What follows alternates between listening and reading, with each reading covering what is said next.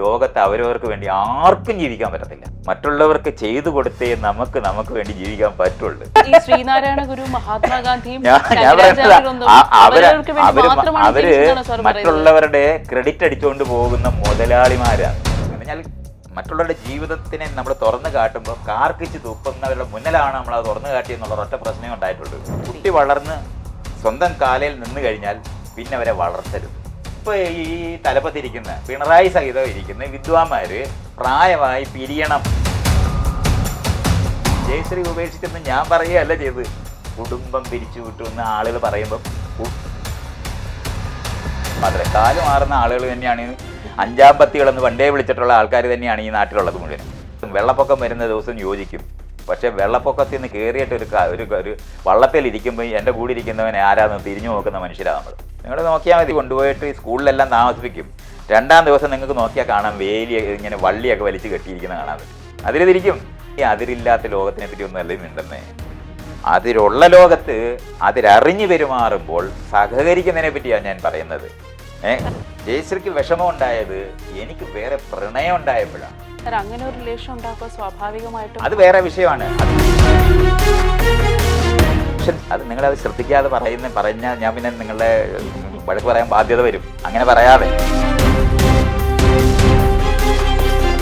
നിങ്ങൾ എന്താണ് നാട്ടില് സമ്മതമില്ലാത്ത ഗർഭം ഉണ്ടാകുമ്പോൾ അലസിക്കത്തില്ലേ? ഈ അബോർഷൻ എല്ലാം ചെയ്യുന്നത് എങ്ങനെയാണ്? അമ്മയുടെ സ്നേഹം അവിടെ പോയി. അമ്മ അങ്ങ് സ്നേഹിക്കുകയാണെന്നൊക്കെ പറയരുത്. കാലെ പിടിച്ച് അടിച്ചിരിക്കുന്ന അമ്മമാരില്ലേ? അമ്മാവൻ അടിച്ചു കൊന്നിട്ടല്ലേ ശ്രീകൃഷ്ണന്റെ ചേട്ടന്മാരെല്ലാം ചത്തുപോയത്? അല്ല, അതൊരു പുരാണമാണ്.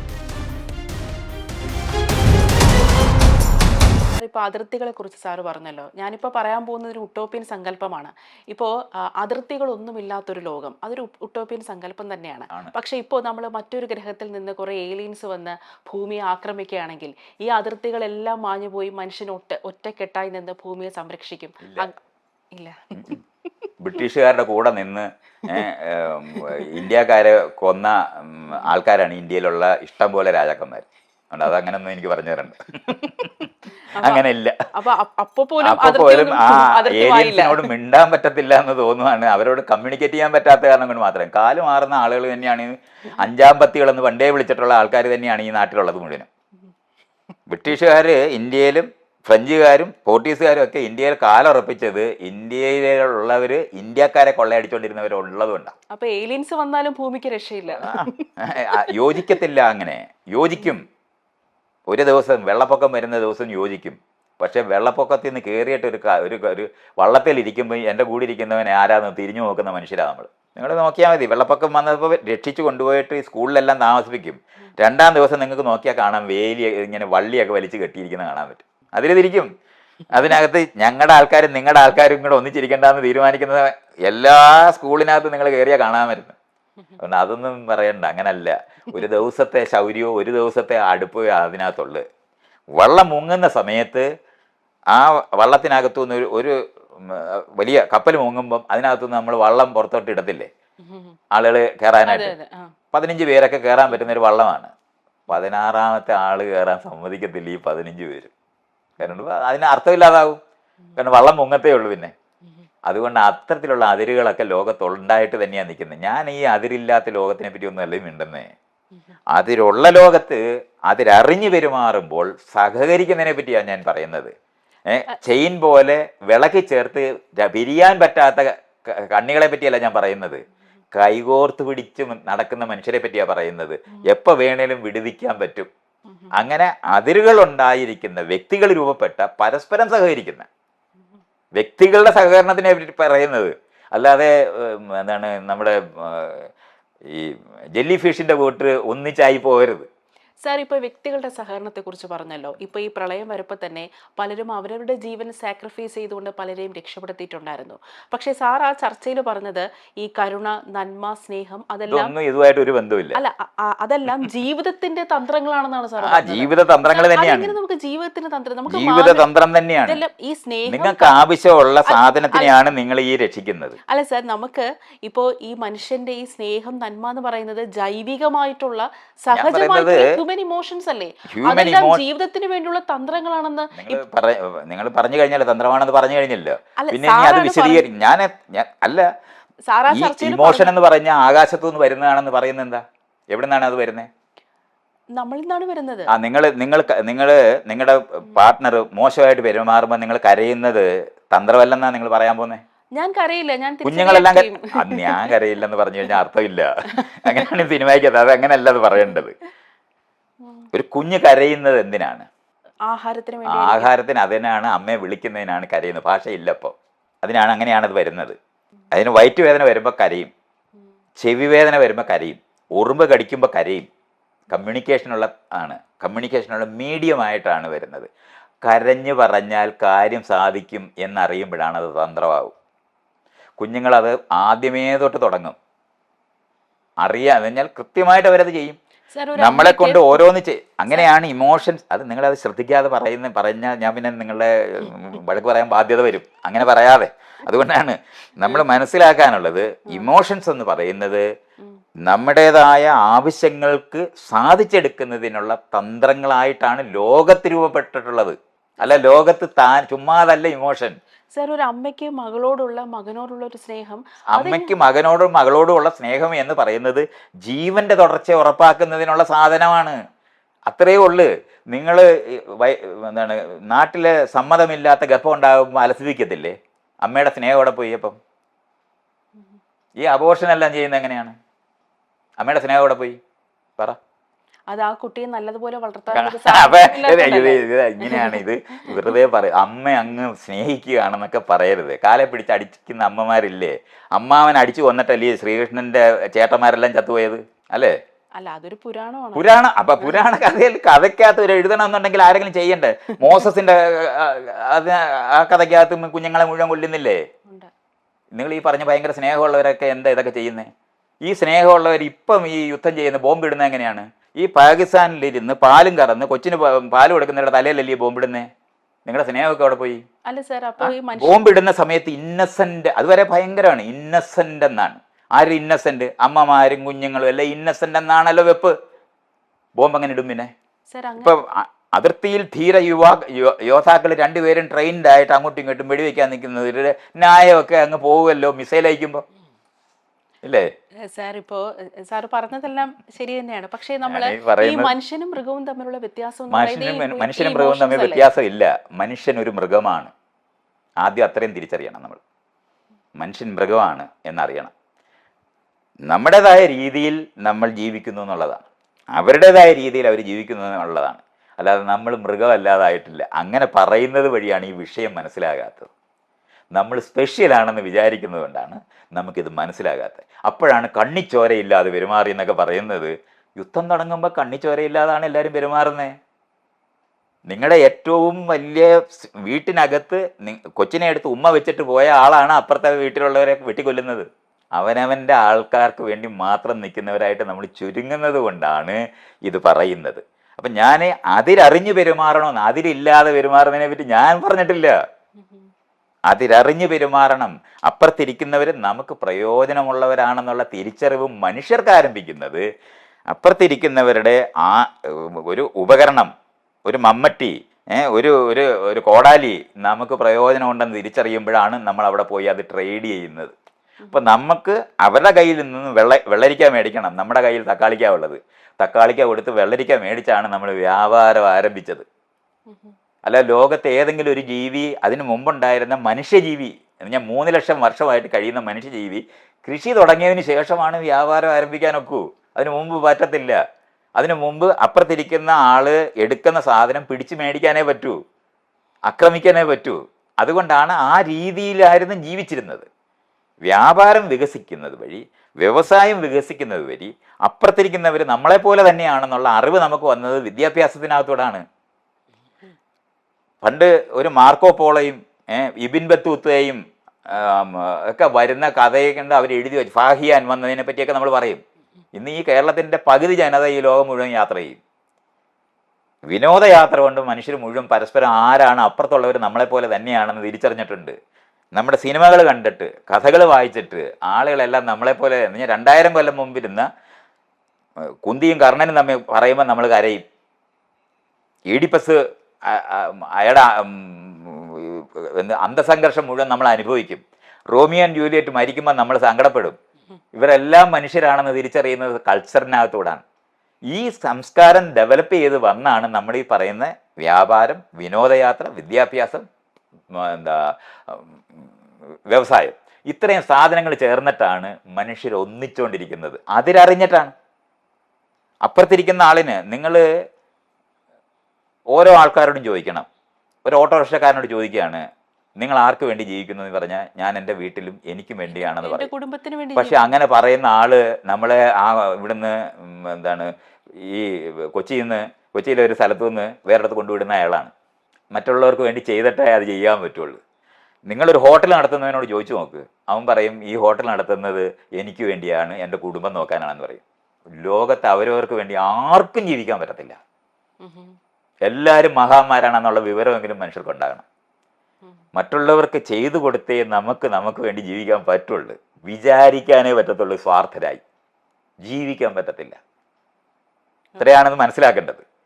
നിങ്ങൾ ജീവിക്കുമ്പോൾ അന്യർക്ക് വേണ്ടി ജീവിക്കാതെ നിങ്ങൾക്ക് വേണ്ടി ജീവിക്കാൻ പറ്റില്ല എന്നുള്ള അറിവാണ് മനുഷ്യർക്ക് ഉണ്ടാകേണ്ടത്. അതിന് പകരം ഓരോ ആളും വിചാരിക്കുന്നത് ഞാൻ അവരവർക്ക് വേണ്ടിയാണ് ജീവിക്കുന്നതെന്ന്. വിചാരിക്കുക. അങ്ങനെ സ്വാർത്ഥരാകാൻ ഒരിക്കലും പറ്റത്തില്ല. എല്ലാവരും മഹാന്മാരാണ്. ഏതെങ്കിലും അന്യർക്ക് വേണ്ടി ജീവിക്കാതിരിക്കുന്നത് മഹാന്മാര് മാത്രമാണ്. അപ്പോൾ ഈ ശ്രീനാരായണ ഗുരു, മഹാത്മാഗാന്ധിയും അവര് മറ്റുള്ളവരുടെ ക്രെഡിറ്റ് അടിച്ചുകൊണ്ട് പോകുന്ന മുതലാളിമാരാണ്. അല്ല, ഞാൻ ചോദിച്ചത് ഈ ശ്രീനാരായണ, അത് തന്നെയാണ് ഞാൻ ഈ പറയുന്നത്. മഹത്വം ആർജിക്കുന്നത് നമ്മൾ മനസ്സിലാക്കാനുള്ളത്, എല്ലാവരും മഹാന്മാരായിട്ട് ജീവിച്ചുകൊണ്ടിരിക്കുമ്പോൾ അവരുടെ മഹത്വം എടുത്തുകൊണ്ട് പോകുന്നവരാണ് മഹാന്മാരെന്ന് നമ്മൾ അറിയുന്നത്. കൃത്യമായിട്ട് മനസ്സിലാക്കണം. നിങ്ങൾക്ക് ഞാനിത് വേറൊരിടത്ത് ആരോട് പറഞ്ഞതാണ്, എന്നാലും ഇത് നിങ്ങൾക്ക് മനസ്സിലാകുന്ന നിലവാരത്തിൽ എളുപ്പമാണത്. അലക്സാണ്ടർ ദ ഗ്രേറ്റ് എന്നല്ലേ നമ്മൾ പറയുന്നത്. അലക്സാണ്ടറുടെ കൂടെ വന്ന ഒരാളുടെ പേര് പറ. അലക്സാണ്ടർ കൂടെ കൂടെ അയാൾ ഒറ്റയ്ക്കാണോ അവിടുന്ന് കുതിരപ്പുറത്ത് വന്നത്? അല്ലല്ല, അദ്ദേഹത്തിന്റെ പടയാളികൾ. പടയാളി. അപ്പൊ അയാൾ ഒരാളുടെ പേര് പറ. ഒരാളുടെ പേര് പറഞ്ഞാൽ. അലക്സാണ്ടർ, അദ്ദേഹത്തിന്റെ ഒരു പടയാളി ഉണ്ടായിരുന്നല്ലോ അദ്ദേഹത്തിന്റെ ഒപ്പമുള്ള. അയ്യോ, ഇങ്ങനെ പറയേണ്ടി വരും. നിനക്ക് അലക്സാണ്ടറുടെ സംശയമൊന്നും ഇല്ലാതെ അറിയാമല്ലോ. നെപ്പോളിയനെ അറിയാമല്ലോ. അയാളുടെ കൂടെ ഉള്ളവരുടെ ഒരാളുടെ പേര് പറഞ്ഞു.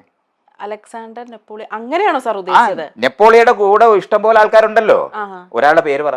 സാർത്ര. സാർത്ര എന്നത് അവിടുത്തെ ഫിലോസഫറാ. അതെ, ഫിലോസഫർ. അയാൾ എവിടെ നിന്നാണ് നെപ്പോളിയനുമായിട്ട് ഉദ്ദേശിക്കുന്നത്? ഈ കോൺക്വറർ ആണോ? ഞാൻ പറയുന്നത് നെപ്പോളിയൻ എന്ന് പറയുന്ന ആള് അവിടുത്തെ രാജാവായിട്ടിരുന്നാണ് ഫ്രഞ്ച് റവല്യൂഷന് ശേഷം. അയാളുടെ കയ്യാളായിട്ടുള്ള ഒരാളുടെ പേര് പറ. അശോകന്റെ, അവിടുത്തെ പോട്ടെ, അശോകന്റെ കൂട്ടത്തിലുള്ള ഒരാളുടെ പേര് പറ. അദ്ദേഹത്തിന്റെ കൂടെ ഉള്ള അയാളുടെ മന്ത്രിയുടെ പേര് പറ. ഏതെങ്കിലും ഒരു തന്റെ. അല്ല, അത് വിക്രമാദിത്യന്റെ. നിങ്ങൾക്ക് പറയണ്ട. ഇവരുടെ ആരുടെയും പേര് നമുക്ക് ആർക്കും അറിഞ്ഞുകൂടാ. കാരണം ഇവരുടെ എല്ലാം ക്രെഡിറ്റ് അടിച്ചുകൊണ്ട് പോകുന്നവരാണ് ഈ മഹാന്മാര്. അങ്ങനെയാണ് ഈ മഹാന്മാരുണ്ടാകുന്നത്. വല്ലവരുടെയും മുതലാളിമാരെങ്ങനെയാണോ ധനം അടിച്ചുകൊണ്ട് പോകുന്നത് പോലെ മറ്റുള്ളവരുടെ ക്രെഡിറ്റ് അടിച്ചുകൊണ്ട് പോകുന്നവരാണ് ഈ മഹാന്മാരെല്ലാം.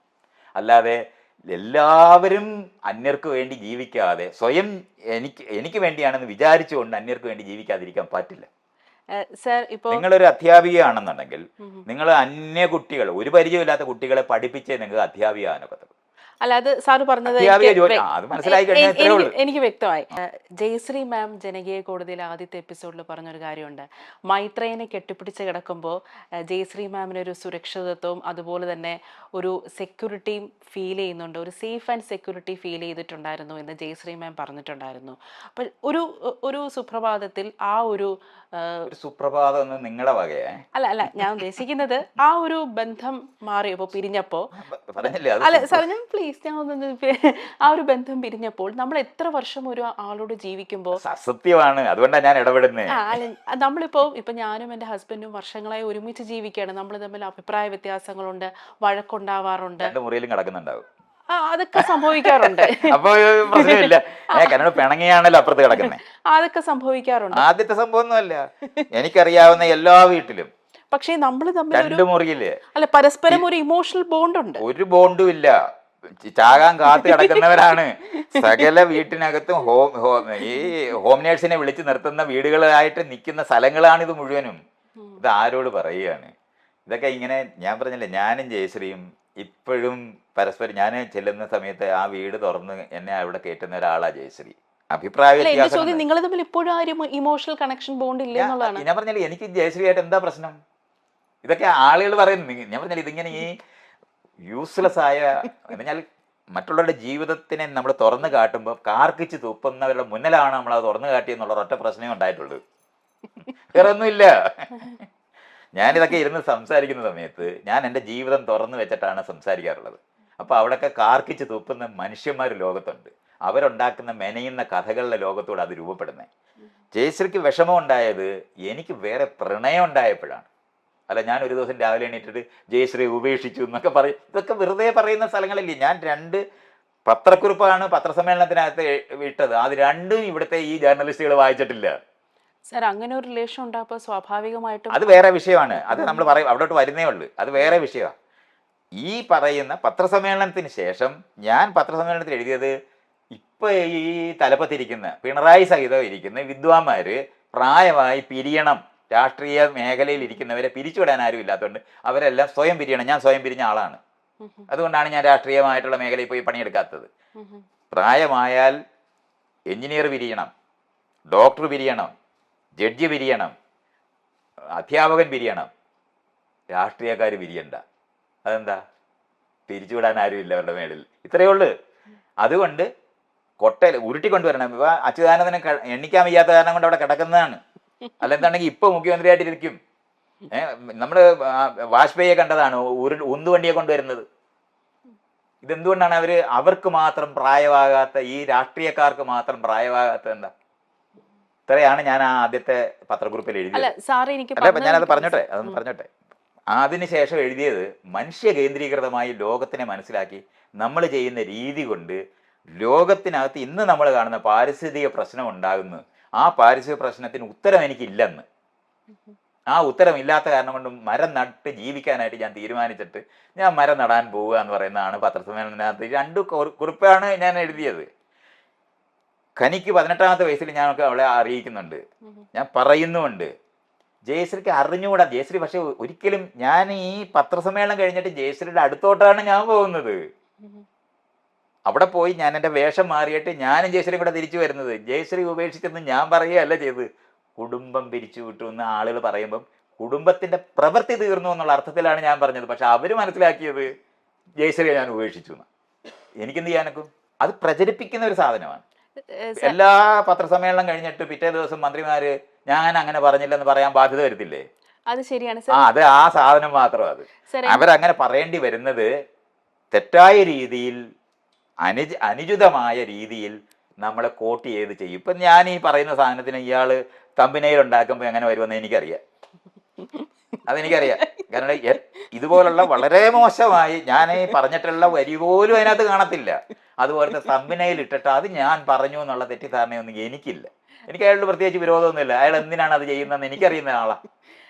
അല്ല സർ, ഞാൻ സാറ് പറഞ്ഞല്ലോ കുടുംബത്തിന്റെ പ്രവൃത്തി അവസാനിപ്പിച്ചു. എൻ്റെ ഒരു വ്യക്തതയ്ക്ക് വേണ്ടി ഞാൻ ചോദിക്കുകയാണ്, എന്താണ് സാർ ഉദ്ദേശിക്കുന്ന ഈ കുടുംബത്തിന്റെ പ്രവൃത്തി? കുട്ടി വളർന്ന് സ്വന്തം കാലിൽ നിന്ന് കഴിഞ്ഞാൽ പിന്നെ അവരെ വളർത്തരുത്. നിങ്ങൾ എന്ത് പണിയാ ചെയ്യുന്നത്? ഞാൻ മാധ്യമ പ്രവർത്തകയാണ്. മാധ്യമ പ്രവർത്തകയായിരിക്കുന്നത് നിങ്ങൾ എഴുതുന്ന ലേഖനത്തിനകത്ത് അമ്മയും അച്ഛനോടും ചോദിച്ചിട്ടാണ് എഴുതുന്നത്? അല്ല. അത്രയൊന്നും ഇത്രയായി പറയുന്നത്. അപ്പം നമ്മൾ ചെയ്യാനായിട്ട് നിങ്ങൾക്ക് നല്ല ഉത്തരവാദിത്തമുള്ള ആളായി മാറിക്കഴിഞ്ഞിട്ടില്ലേ? അവിടിനകത്തെല്ലാം അമ്മയും അച്ഛനും വന്ന് അഭിപ്രായം പറഞ്ഞാൽ എന്തായിരിക്കും സ്ഥിതി? ലേഖനങ്ങൾ ഇങ്ങനെയാണോ എഴുതുന്നതെന്ന് ചോദിച്ചുകൊണ്ട് നിങ്ങളുടെ തോളയെ കൂടെ ദിവസവും വന്നിട്ട് ആ ഓഫീസിലും കൂടെ വന്നിട്ട് നോക്കുകയാണെന്നുണ്ടെങ്കിൽ എന്തായിത്തീരും? ഇനി നിങ്ങളെ പഠിപ്പിച്ച അധ്യാപകർ നിങ്ങളുടെ പുറകെ നടന്നിട്ട് നിങ്ങൾ എഴുതുന്നത് ശരിയാണെന്ന് നോക്കിയാൽ എന്തായിരിക്കും സ്ഥിതി? ഓടിച്ച് നമ്മൾ വിടും. ഇത് സംഭവിക്കാതിരിക്കേണ്ടതുണ്ട്. പക്ഷേ ഈ അമ്മയും അച്ഛന്മാർക്ക് വേറെ ഒരു പണിയില്ലാതായിട്ട് മക്കളുടെ ജീവിതത്തിനകത്ത് ഇടപെട്ട് ഒരു കപ്പിള് ഒന്നിച്ച് ജീവിക്കുന്നവരുടെ ഇടയിൽ വഴക്കുണ്ടാക്കാനായിട്ട് വേറെ ആരും ഇന്ന് വേണ്ട. ഈ അമ്മയും അച്ഛന്മാരാണ് അത് ചെയ്യുന്നത്. അവരുടെ കുടുംബത്തിനകത്ത് അവരുടെ മകളോ മകനോ ആണുള്ളത്. മറ്റൊരു അന്യരായിട്ട് അവർ ആക്കും. നിങ്ങളും നിങ്ങളുടെ പാർട്ട്ണറുമാണ് കുടുംബം, പക്ഷെ അവരകറ്റും, പറഞ്ഞാക്കും. ഇങ്ങനത്തെ ചെയ്യുന്ന, അങ്ങനെയാണ് അമ്മായിയമ്മയും മരുമോളും തമ്മിൽ വഴക്കുണ്ടാകുന്ന സ്ഥലം ഉണ്ടാകുന്നത്. ഈ പാർട്ട്ണർഷിപ്പിനെ തകർത്ത് കളയുന്ന ഒരു ഫാക്ടർ അതിനകത്ത് നിൽക്കുന്നുണ്ടാണ്. കാരണം ഈ 2 പേരുടെയും ജീവിതം ഒരു മുറിക്കകത്ത് ആക്കി കൈ കൊടുക്കും ഈ പഴയ സംവിധാനം കൊണ്ട്. എന്നുവെച്ചാൽ പുരുഷന്മാരുടെ വീട്ടിലേക്ക് പെണ്ണുങ്ങൾ പോകുന്ന വഴിയാണ് അമ്മായിയമ്മയും മരുമോളും തമ്മിൽ വഴക്കിടുന്നത്. അമ്മായപ്പനും മരുമോളും തമ്മിൽ വഴക്കിടുന്നതിനെ പറ്റി എപ്പോഴെങ്കിലും നിങ്ങളൊരു പരാമർശം കേൾക്കാറുണ്ടോ? ഇല്ല. അത് കേൾക്കാതിരിക്കുന്നതിന്റെ ഏക കാര്യം അവർ ഒന്നിച്ചൊരു വീട്ടിൽ താമസിക്കാത്തോണ്ടാ. സാർ അവര് താമസിക്കുക ഒരാഴ്ച താമസിപ്പിച്ചാൽ മതി, അടിച്ചു പിരിയും അവന്മാര്. അല്ല, അത് ശരിയാണ്. ഇപ്പൊ സാർ, ഇപ്പോൾ ഞാൻ എൻ്റെ മാധ്യമ രംഗത്ത് തുടക്കകാലത്ത് എനിക്ക് വളരെ ചെറിയ പേയ്മെന്റ് ആയിരുന്നു. അപ്പോൾ ഞാൻ ഹോസ്റ്റലിലായിരുന്നു താമസിച്ചത്. അപ്പോൾ എനിക്ക് സാമ്പത്തികമായിട്ടുള്ള ബുദ്ധിമുട്ട് വരുമ്പോൾ എൻ്റെ അച്ഛനായിരുന്നു എന്നെ സഹായിച്ചിട്ടുണ്ടായിരുന്നത്. ആ സമയത്ത് എനിക്ക് അതിനാണ് കടം മേടിക്കാൻ പരിചയമുള്ള ഒരാളുടെ നിന്ന് മേടിക്കുന്നു എന്നുള്ള അർത്ഥമേ ഉള്ളൂ. അത് ബാങ്ക് ലോൺ കിട്ടിയാലും അത്രേ ഉള്ളൂ, വേറെ അർത്ഥമൊന്നും അതിനല്ല. അതായത് അച്ഛനൊന്നും അവിടെ ആവശ്യമില്ല. നിങ്ങളുടെ അച്ഛൻ ചത്തുപോയിരുന്നെങ്കിൽ നിങ്ങൾ എന്താ എവിടുന്ന് മേടിച്ചേനെ? അമ്മയും അച്ഛനും മരിച്ചുപോയി, നിങ്ങൾ എന്ത് ചെയ്തേനെ? എൻ്റെ അത്രേ ഉള്ളൂ, പരിചയമുള്ളവരെ മേടിക്കും. ലോൺ എടുത്ത് പഠിക്കാൻ പറ്റുന്ന കാലത്താണ് നമ്മൾ. അതിനാണ് ബാങ്കിലല്ല, ഈ സിസ്റ്റം മാറി അല്ല, ഞാൻ ചോദിക്കാൻ വന്നത് കനിയുടെ ഒരു കരിയറിന്റെ തുടക്കത്തില് ഞാൻ പറഞ്ഞില്ല, കനി ഇതുപോലുള്ള ബുദ്ധിമുട്ടുകൾ വന്നപ്പോ സാറ് ഹെൽപ്പ് ചെയ്തിട്ടുണ്ടായിരുന്നു. അത് തന്നെ എനിക്ക് അതൊരു ചോദ്യം പോലെ അപ്രസക്തമായ ചോദ്യമാണ്. കൺസേൺ ഉള്ള ഏത് മനുഷ്യനും ചെയ്യുന്ന കാര്യം മാത്രമാണ്. അത് അച്ഛനും അമ്മയും ആയതൊന്നുണ്ടെന്നല്ല. ഞാൻ ആ 100 കണക്കിന് ആൾക്കാരെ സഹായിക്കുന്ന ആളാണ്. എൻ്റെ കയ്യിൽ വരുന്ന 1 രൂപ 10 പേര് ചേർന്നാണ് ചെലവഴിച്ചിട്ടുള്ളത്, അല്ലാതെ ഞാൻ ചെയ്തിട്ടില്ല. അതിനാരും അതിന് മകളും മകനും ഒന്നും ആകേണ്ട ആവശ്യവുമില്ല. മകനും മകളും ആകുന്നതുകൊണ്ടല്ല, അതാണ് ഏറ്റവും മോശപ്പെട്ട വികാരം. എൻ്റെ മക്കൾക്ക് മാത്രമേ ഞാൻ കൊടുക്കത്തുള്ളൂ എന്ന് വിചാരിക്കുന്നതാണ് ഏറ്റവും മോശം. അവിടെയാണ് നമ്മൾ വിചാരമേ നടക്കുമെന്ന് ഞാൻ നേരത്തെ പറഞ്ഞ്. ജീവിക്കുമ്പോൾ പറ്റത്തില്ല. കാരണം ഹോട്ടലിലുണ്ടാക്കുന്ന ഇഡ്ഡലിയൊക്കെ വേറെ ആൾക്കാർ തിന്നേ പറ്റൂ. ആ ഹോട്ടൽ അവിടെ നടക്കുന്നു എന്ന് അറിഞ്ഞിട്ട് തന്നെയാണ് നമ്മൾ രാവിലെ ഇന്നിപ്പോൾ വെക്കണം നമുക്ക് ഹോട്ടലിൽ നിന്ന് തിന്നാന്ന് പറയുന്നത്. അങ്ങനെ പരസ്പരം സഹകരിച്ച് ഒന്നിച്ച് ജീവിക്കുന്നത്, ജീവിയാണ് മനുഷ്യൻ. അതിനകത്ത് ദയം പറ്റിയോ ദയ കൊണ്ടല്ല രാവിലെ ഇഡ്ഡലി ഉണ്ടാക്കുന്നത്. അന്യർക്ക് പ്രണയം ഉള്ളത് കൊണ്ടല്ല ഇഡ്ഡലി ഉണ്ടാക്കുന്നത്. അതുകൊണ്ടാണ് ഞാൻ ഈ പറഞ്ഞത്, മനുഷ്യർക്ക് ആവശ്യമുള്ളതാണെന്ന് അറിയുന്നത് കൊണ്ട് അതുണ്ടാക്കിയാൽ മറ്റുള്ളവർക്ക് പ്രയോജനം ഉണ്ടാകുമെന്നുള്ളത് കൊണ്ട് അവർ ഇതിന് വില കൊടുത്ത് വാങ്ങുമെന്നുള്ള അറിവുകൊണ്ടാണ് നടക്കുന്നത്. ഇതിനെയാണ് സിസ്റ്റം നമ്മൾ പറയുന്നത്. ഈ സിസ്റ്റം വികസിപ്പിച്ച പുതിയ സിസ്റ്റമാണ്. പണ്ടങ്ങനല്ല. മരത്തെ കയറി ഉണ്ടാക്കുന്നതെല്ലാം നമ്മുടെ വീട്ടിൽ നമ്മൾ സൂക്ഷിക്കുക എന്നുള്ളത് മാത്രമാണ്, വിതരണമില്ല. അതൊരു പുതിയ ജനാധിപത്യം എന്ന് പറഞ്ഞാൽ പുതിയ സമൂഹത്തിനകത്തുനിന്ന് വന്നതാണത്. അത് നന്നായി മനസ്സിലാക്കി ചെയ്താൽ ഈ പറയുന്ന വെടിയുണ്ടയും ബോംബും വേണ്ട. അയലത്തുകാരൻ, കാരണം നമ്മളെ കാറ് വിൽക്കുന്ന കമ്പോളമാണ് ചൈന, ചൈനക്കാരന്റെ കമ്പോളമാണ് ഇന്ത്യ, ഇന്ത്യക്കാരന്റെ കമ്പോളമാണ് കംബോഡിയ. ഇങ്ങനെയത് മനസ്സിലാക്കേണ്ടത്. അവര് വാങ്ങാൻ കഴിവുള്ളവരായിട്ട് അവിടെ നിന്നെങ്കിൽ മാത്രമേ നമുക്ക് അതാണ് മനസ്സിലാക്കേണ്ടത്. അതിന് പകരം ദയ കൊണ്ട് കാറുണ്ടാക്കി കൊടുക്കുകയൊന്നും വേണ്ട. പ്രയോജനമുള്ള തരത്തിൽ ജീവിക്കാൻ പഠിച്ചാൽ മതി. ഞാൻ രാവിലെ തൊട്ട് വൈകുന്നേരം വരെ ആളുകൾ ഫോൺ വിളിക്കുന്ന സമയത്ത് അവരുടെ വിഷമങ്ങൾ പറയുന്നത് കേൾക്കുകയും അതിന് എനിക്കറിയാവുന്ന അറിവുകൾ പങ്കുവെക്കുകയും ചെയ്യുന്നത് കാരണം കൊണ്ടാണ് ആളുകൾ ഭക്ഷണം എനിക്ക് തരുന്നത്. ഇതിനകത്ത് ദയയും കരുണയും ഒന്നുമായിട്ട് ഒരു ബന്ധവും അതിനില്ല. ഇതൊക്കെ മുകളിലിരുന്ന് താഴോട്ടുള്ളവരുടെ വികാരങ്ങളാണ് ദയയും കരുണയും. ഇതൊക്കെ താഴോട്ട് മേല് കീഴുള്ള താഴോട്ട് പുച്ഛവും മേപ്പോട്ട് ബഹുമാനവും കൊടുക്കുന്ന പഴയകാല സമൂഹത്തിന്റെ മൂല്യബോധമാണ് ഇല്ലാതായിരിക്കുന്നത്. അതാണ് മാറണമെന്ന് പറയുന്നത്. സാർ, ഇപ്പൊ കുടുംബം പിരിച്ചുവിട്ടു എന്ന് സാറ് പറയുമ്പോൾ ഈ മക്കളുടെ കാര്യത്തിൽ ഇടപെടാതിരിക്കുക അത് മാത്രമാണോ? മക്കളുടെ കാര്യത്തിൽ ഇടപെടാതിരിക്കുക പൂർത്തിയായിക്കോട്ടെ സാർ. നിങ്ങൾ തമ്മിൽ ഒരു ലൈംഗിക ബന്ധം അതിനുശേഷം ഉണ്ടാവില്ല, അങ്ങനെയും ഒരു വ്യാഖ്യാനം ഉണ്ടോ അതിന്? ലൈംഗിക ബന്ധം താനെ നിന്നു പോകും. രണ്ടുപേര് തമ്മിൽ എത്ര പ്രണയം ഉണ്ടായിരിക്കുമ്പോഴും ഒരു സമയം കഴിയുമ്പോൾ താല്പര്യം നഷ്ടപ്പെടും. ആരും പറഞ്ഞിട്ടൊന്നുമല്ല. ആളുകൾ പരിചയമുള്ള മനുഷ്യരായിട്ട് വീടുകളിൽ തുടരത്തേ ഉള്ളൂ. സ്വാഭാവികമായിട്ട് തന്നെ മെനോപോസ് സ്ത്രീകൾക്ക് വരും. അതൊന്നും ആരും പറഞ്ഞിട്ടൊന്നുമല്ല, നമ്മളെല്ലാവരും വിചാരിച്ചിട്ടാണോ? പുരുഷന്മാർക്ക് മരിക്കുന്നത് വരെ ലൈംഗിക ബന്ധത്തിൽ ഏർപ്പെടാനുള്ള കഴിവുണ്ട്. അതുകൊണ്ടാണ് അവർ ലോകം മുഴുവൻ ഓടി നടക്കും. ഇതൊക്കെ നമുക്ക് വളരെ കൃത്യമായിട്ട് കാണാൻ പറ്റും. അതുകൊണ്ട് നമ്മൾ മനസ്സിലാക്കാനുള്ളത് നിയന്ത്രിതമായിട്ട് നമ്മൾ ജീവിക്കുക, അറിഞ്ഞ് പെരുമാറുക എന്നുള്ളത് മാത്രമാണ്. അത്രയേ ഉള്ളു. അല്ലാതെ ദയയും കരുണയും കാരുണ്യവും എന്നൊക്കെ പറയുന്ന സാധനം മുകളിലിരുന്ന് താഴോട്ട് നോക്കുന്ന ദൈവത്തിന് വെച്ചിട്ടുള്ള മൂല്യങ്ങളായതല്ല. അനുഗ്രഹിക്കും, തലയിലൊക്കെ കൈവച്ച് അനുഗ്രഹിക്കും. അറിവ് പറഞ്ഞു കൊടുത്താൽ മതി. സാർ, ഇപ്പോൾ പറഞ്ഞല്ലോ ഈ ദയയും കരുണയൊക്കെ കുറിച്ച്. സാറിനിപ്പോൾ മറ്റൊരു പെൺകുട്ടിയോട് പ്രണയം തോന്നിയപ്പോൾ സ്വാഭാവികമായിട്ടും ജയശ്രീ മാമിന് അതൊരു വിഷമം ഉണ്ടായി കാണും. അതൊക്കെ മനുഷ്യ സഹജമായ ഒരു വികാരമാണല്ലോ. അത് ഉണ്ടാകുന്നെന്ന് എനിക്കറിയാം. അതുകൊണ്ട് അപ്പോൾ ജയശ്രീ മാമിന് മറ്റൊരു പ്രണയം ഉണ്ടാവുകയാണെങ്കിൽ സ്വാഭാവികമായിട്ടും സാറിനും അത്തരത്തിലൊരു വിഷമം മനസ്സിൽ ഉണ്ടാവും. അതുകൊണ്ട് അല്ല, ഞാനത് ഉദ്ദേശിച്ചത് അത് അങ്ങനെ ഉണ്ടാകും. അതിനെന്താ? അല്ല, സാറ് പറഞ്ഞല്ലോ നമ്മളിപ്പോ നമ്മുടെ കയ്യിലിരിക്കുന്ന ഈ ദയയും കരുണയും അതും ദയയും കരുണയൊന്നും ഒരു ബന്ധവും. ഇത് ഈ പറയുന്ന വികാരങ്ങളെല്ലാം ആധിപത്യമുള്ളവര് താഴെയുള്ളവർക്ക് കൊടുത്തോണ്ടിരുന്ന വാല്യൂ ആണ്. അതൊക്കെ അതല്ല നമ്മൾ പറയുന്നത്. നിങ്ങളും ഞാനും ഒരേപോലുള്ള കസേരകളിൽ ഇരിക്കുകയും പരസ്പരം കമ്മ്യൂണിക്കേറ്റ് ചെയ്യുന്നതായിട്ടുള്ള സ്ഥലത്താണ് സഹകരണത്തിൻ്റെതായ മൂല്യബോധങ്ങളാണ് നമ്മൾ വികസിപ്പിക്കുന്നത്. അല്ലാതെ ഞാൻ എൻ്റെ അറിവ് നിങ്ങൾക്ക് വിളമ്പിത്തന്ന് നിങ്ങളെ രക്ഷിക്കുന്ന യുക്തിയല്ലത്. അനുഗ്രഹവും കരുണയും രക്ഷകനും. അതുകൊണ്ട് പേരൻറ്റിങ് എന്നൊരു വാക്ക്, ഞാൻ ഇതൊക്കെ വെറുതെ പറയുകയല്ല, പേരൻറ്റിങ് എന്നുള്ള വാക്ക് ഇല്ലേ ഇംഗ്ലീഷിലെ, മലയാളം പറ.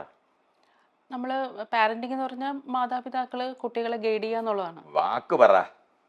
പാരന്റിങ്ങിന്റെ മലയാളം മറന്നു ആ ഇല്ല. അല്ല, ഉറപ്പായിട്ടും ആ കാണും. പറ പറ.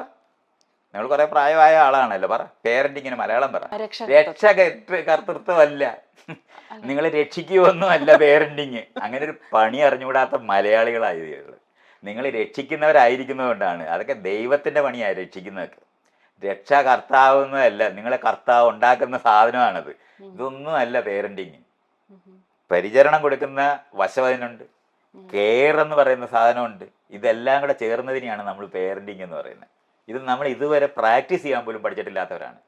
അതുകൊണ്ടാണ് നമുക്ക് ആധുനിക സമൂഹത്തിനകത്ത് പേരന്റ് ചെയ്ത് വളർത്തുന്ന കുട്ടികൾ സ്വതന്ത്രരായ പൗരരായി മാറും എന്ന് അറിഞ്ഞുകൂടാത്തവരാണ്. ഈ ചാകുന്ന കാലം വരെ അവരെ കൊണ്ട് ജീവിക്കാൻ പറ്റുമെന്ന് കണ്ടുപിടിച്ചവരാണ് ഈ അമ്മയച്ചന്മാർ മുഴുവൻ. സാർ നിത്യചൈതന്യ യതിയുടെ ശിഷ്യനാണ് സാറ്. യതി പറഞ്ഞിട്ടുണ്ട് ഗോഡ് എക്സിസ്റ്റ് ബൈ ഡെഫിനിഷൻ എന്ന്. സാറിനെ സംബന്ധിച്ചിടത്തോളം ഗോഡിനൊരു ഡെഫിനിഷൻ ഉണ്ടോ? ഉണ്ട്. മനുഷ്യനിർമ്മിതമായിട്ടുള്ള ആശ്രിതത്വമാണത്.